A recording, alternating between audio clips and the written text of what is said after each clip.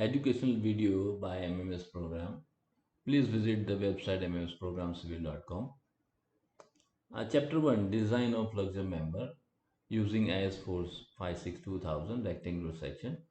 In this is part 1, in which we will see the theory and understand the clauses given in IS-456 2000 for design of beams of FLEXURE members, right? Ultimate limit state method. Clear cover.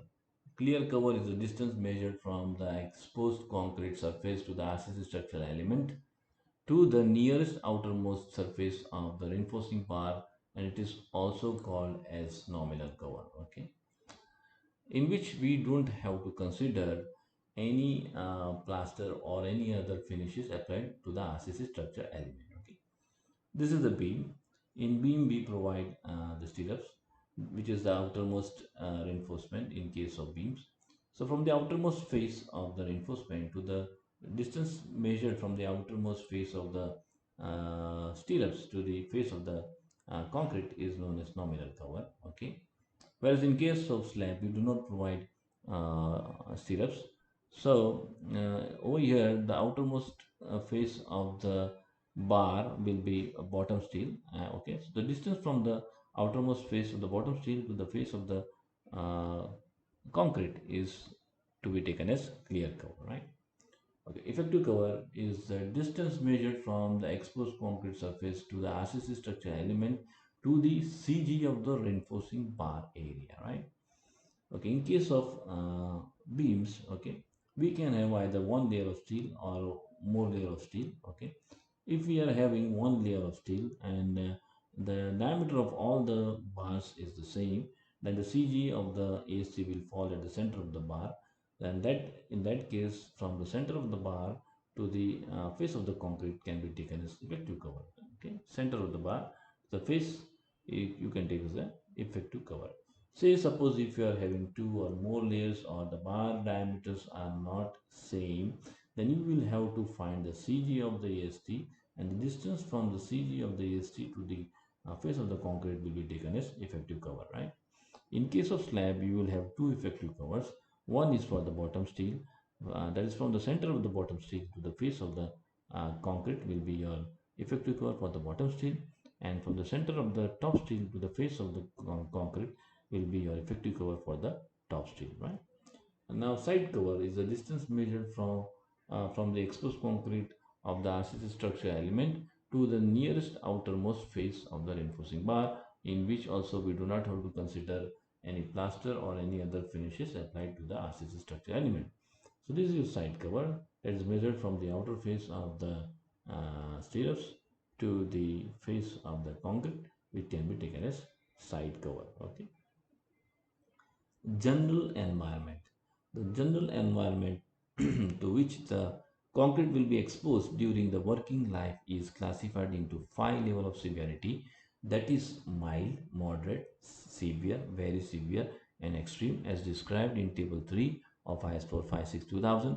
Please refer to table 13 and to understand the definitions of the 5 level severity.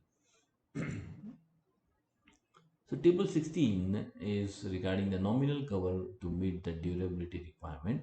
When the exposure is mild, then the minimum nominal cover required is 20 mm.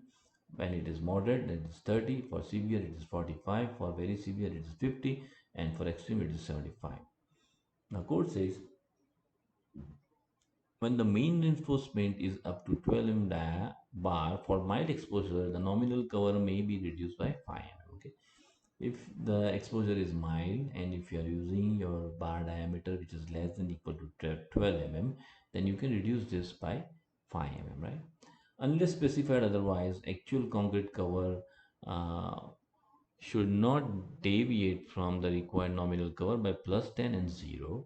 That is, code says you cannot reduce this cover. Say suppose if required, then you can increase this 30 to 40, but you cannot decrease this from 30 to 29. Okay, that's what code says. For exposed condition, that is severe and very severe, uh, reduction of 5 mm cover is allowed if the grade of concrete is M35 or more above, right? For these two conditions, if the grade of concrete is M35 or above, you can reduce this by 5 mm, right? Refer to table 16A for nominal cover required to meet the specified period of the fire resistance. This is very well explained in a video of chapter 2, right? Maximum distance between the bar in tension are specified in table 15 of IS 456 2000 for the purpose of controlling crack width and improving the bond. This is also very well explained in video for chapter 2. Okay, minimum distance between the individual bars. The following shall apply to the spacing of the bar. Okay, the horizontal distance between the two parallel bars, parallel main reinforcing bars, shall usually be not less than the greater of the following. Okay, these are the main bars. The clear distance between the main bars should not be less than this criteria. First is the diameter of the bar. If the diameter are equal, say if all the diameter of the bar are equal, then this spacing should not be less than the diameter of the bar. The diameter of the larger bar if the diameters are unequal. See, if the diameter of the bars are not same, then this distance should be equal to the, at least should be equal to the larger diameter, right? Okay, sufficient space between is should be there between group of bars to enable the vibrator to be immersed. Okay, this is very important.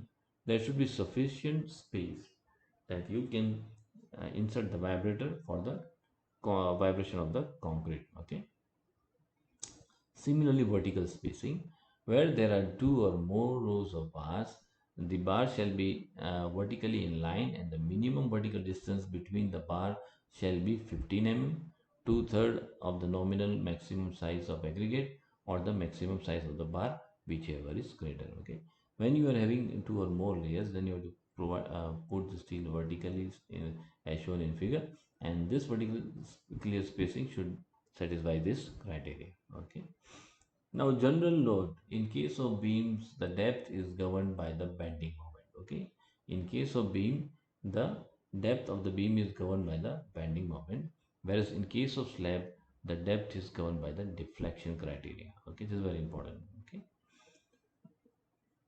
the minimum and the maximum area of tensile flexure reinforcement to be provided. The minimum and maximum area of reinforcement required in beams and flexure are different, though both are flexure member, because the depth governing factor are different in both the cases. In case of beam, moment governs the depth, whereas in case of slabs, the depth is governed by the deflection criteria, right? So minimum tension reinforcement required in beams. The code has suggested a minimum area of reinforcement required to control the cracking of concrete due to creep, shrinkage and temperature effect. The other reason for suggesting the minimum steel area is that the beam should at least be capable of resisting the cracking moment. Okay, this is how we find the cracking moment, as we are assuming the section to be cracked and ignoring the concrete in the tension zone. Okay, so cracking moment is that moment due to which the first tensile crack is developed on the tension phase, right? And we are considering the section to be cracked, so we should at least provide a minimum steel that it is uh, it makes the section capable to resist the cracking moment. Okay, as per IS 456 2000 clause 26.5.1.1, this is the formula for finding the EST minimum in beam. B is the width of the beam and D is the effect depth of the beam, right? Fine. Okay.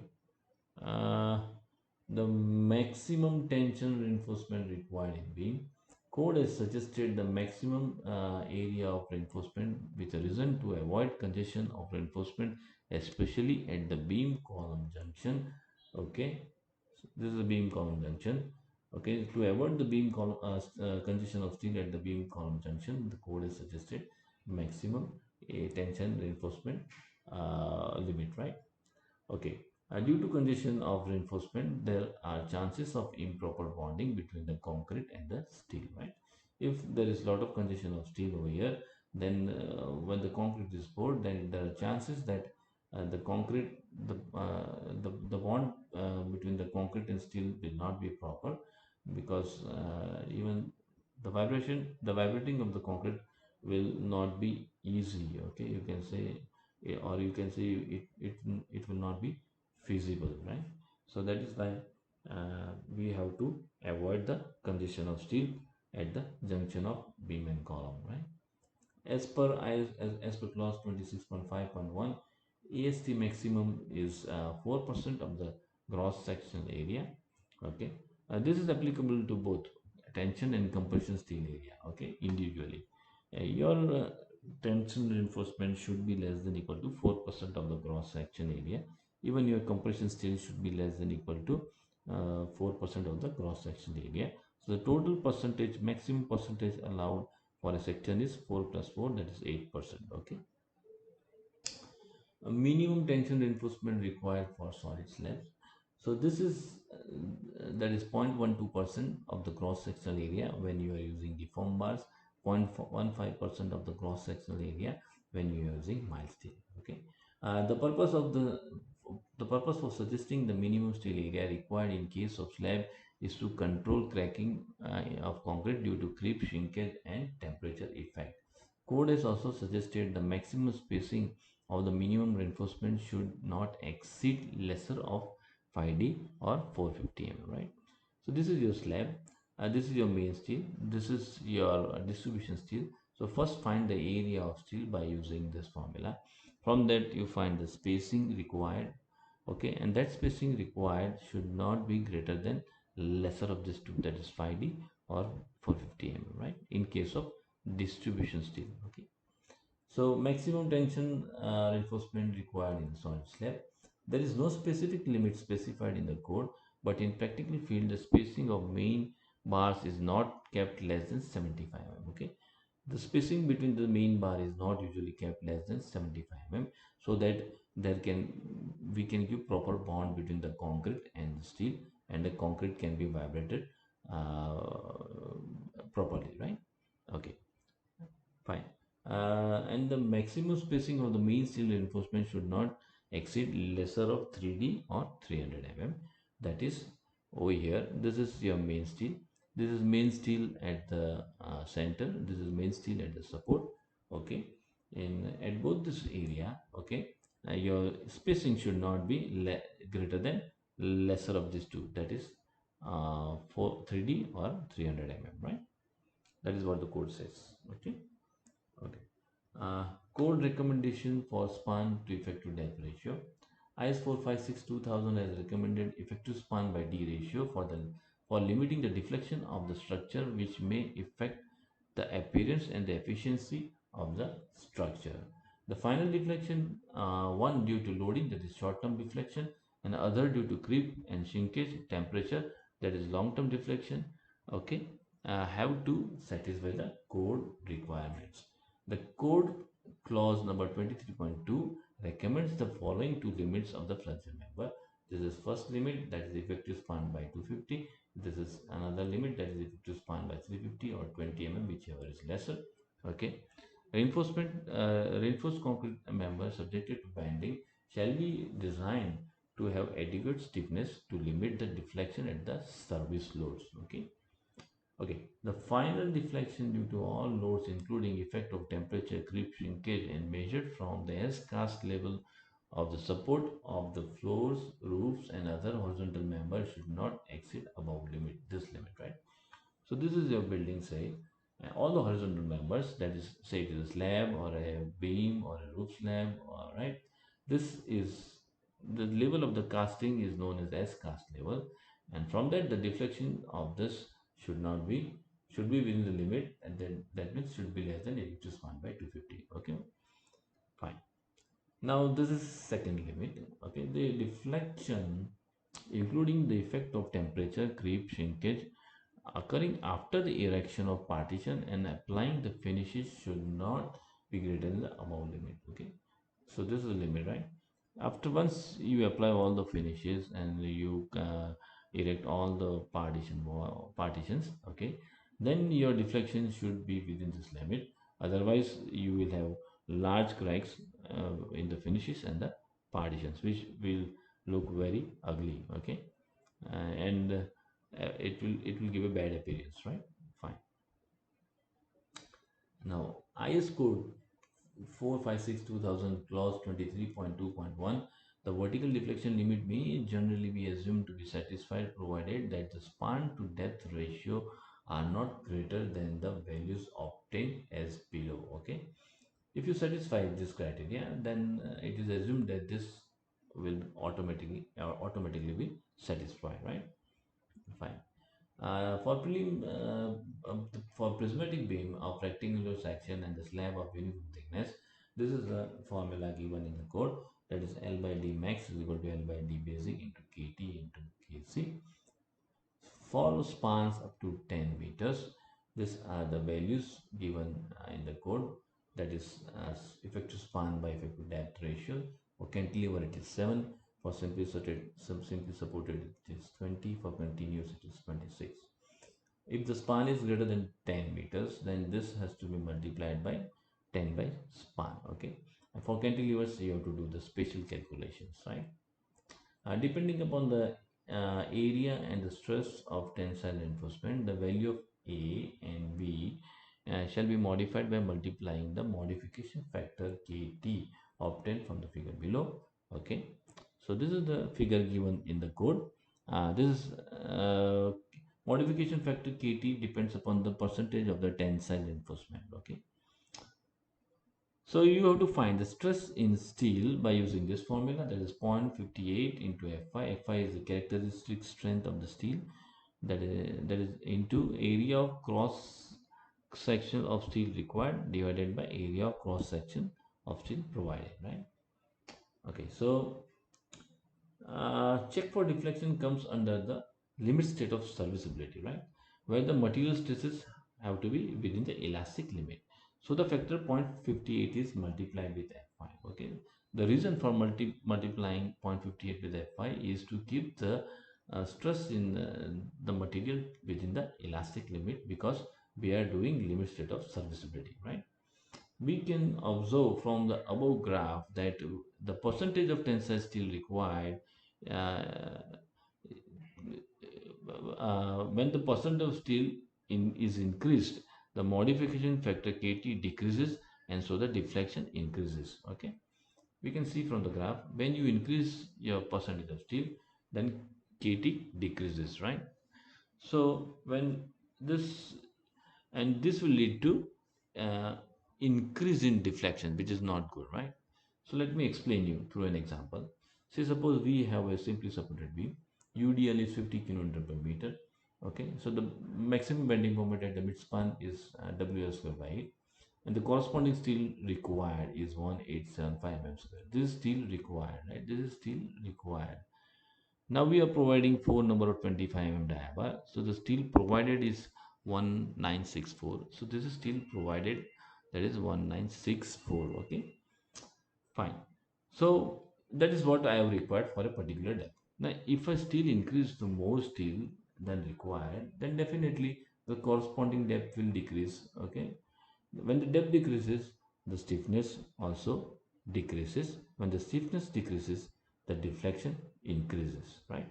So that is why, for this reason, with larger percentage of steel, KT is decreasing, because the depth will decrease if you provide more steel than required, and when the depth decreases, then the stiffness factor decreases, and when stiffness decreases, the deflection increases. So that is not good, right?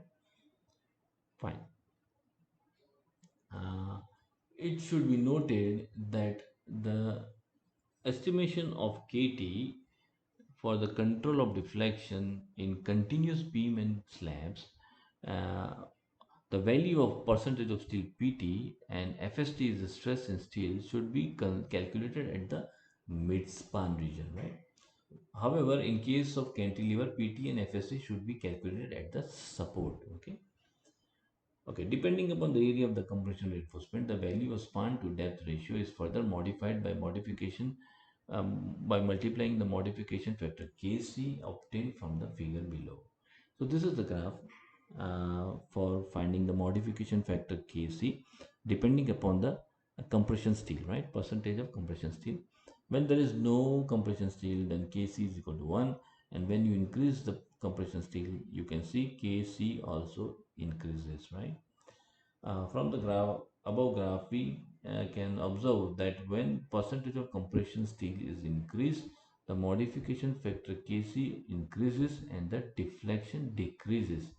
This is because the effect of compression reinforcement is attributable to the contribution in reducing the long-term deflection due to creep, shrinkage, and temperature. Okay, so whatever strain which comes due to this long-term effect, that is creep, shrinkage, and temperature, the compression steel is very useful in absorbing that strain. Okay, and that will help us in reducing the deflection. So if sometimes you may find that the deflection of your flexure member is found to be greater than a little bit greater than your limit, permissible limit, then in that case you can increase the percentage of compression steel instead of tensile steel, which will bring your deflection within the limits, right? Okay. Note, for slabs spanning in two directions, the shorter of the two will be considered as Lx and should be used in for the calculation of span to effective depth ratio. Okay. For two-way slabs of shorter span up to 3 meters with mild steel reinforcement, this a span to overall depth. This is span to capital D. Okay, ratio given below may generally be assumed to satisfy the vertical deflection limit for a load class up to 3 kN per meter square. In simply supported, you can consider as 35. In continuous, you can consider as 40. Okay, and for this is for mild steel when you're using mild steel. If you're using deformed mass, then you have to multiply factor 0.8 with this, right? In practical field, for two-way slabs with shorter span greater than 3 meters, the effective shorter span by effective depth ratio is kept in a range between 28 to 32. For one-way slabs, the effective depth of slab can be assumed as per the vertical deflection limit suggested in clause 23.2.1. For one-way slab, you can use this, right? You can use this. Okay, fine. And uh, for beams, okay, for beams, the width of the beam is kept 230, 250, 300 mm and so on, as according to the width of the partition or wall or the columns, right?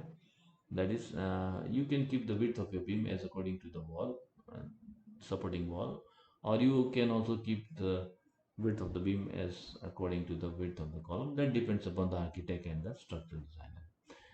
The depth of the beam in practical field is assumed in inches equal to the length in feet, right? That means, say suppose the span of your beam is x feet, then you can take the depth, overall depth, assume overall depth as x inches. Okay, this is what is usually done on practical field. Okay, slenderness limit for the beam to ensure lateral stability.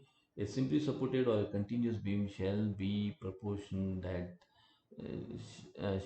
shall be so proportion that the clear distance between the lateral restraint does not exceed 60 b or 250 b square by d, whichever is less, where b is the width, d is the effective depth, and b is the width of the member at the on the compression midway phase, compression phase midway, right? But usually we keep the width of the beam uniform, so that is not a problem. Okay, uh, between the lateral distance. Okay, so code says that you have to take your B in such a way that the clear distance between the restraint, okay, should be less than lesser of these two, right?